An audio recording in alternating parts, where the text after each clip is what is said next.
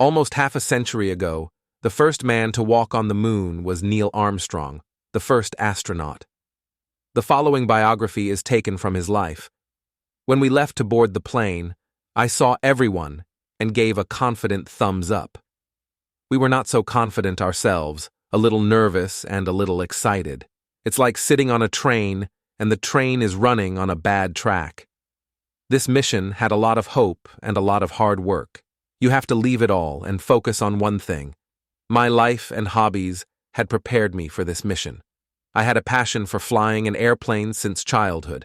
I got my pilot's license at the age of 16. I fought in the Korean War and flew on missions. After the war, I became a test pilot who was allowed to experiment with new technology. It was at that time in 1962 that I had to bear the shock of the death of my 3-year-old daughter, who died of brain cancer. You cannot forget the death of a child. But the way to deal with it is to live a busy life. That was the year I was selected for astronaut training, because it started spinning out of control. Then, in 1968, during a landing device test, it crashed with a malfunction, so when I ejected, it was only 100 feet off the ground. I barely caught fire. I went out to avoid getting wrapped up and started working in the office. When someone said that you are a dying child and you have started working again, my answer was that you are not dead, life goes on. I was selected as commander of the first mission. After 4 days of travel, we reached the moon.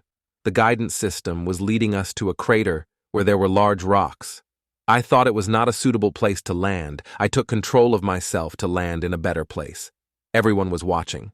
The ground crew knew the flight plan for the landing, and the lander wasn't following it. People were now holding their breath to see what was going on. Then we landed on the moon.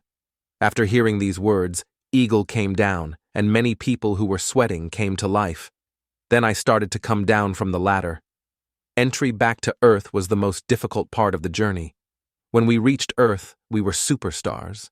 We were welcomed by 4 million people in New York. Then we went on a world tour. It was a human success.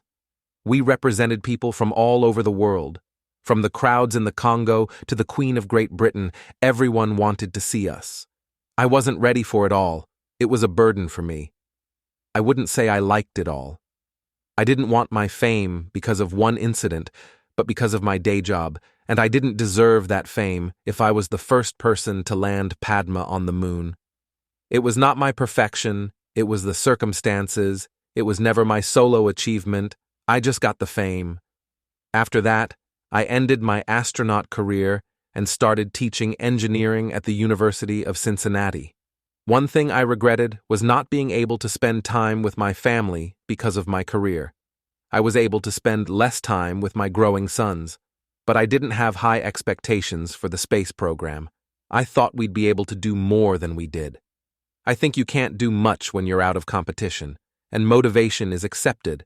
I haven't stopped flying. I was once a rocket pilot, but now at the age of 75. I fly a small glider.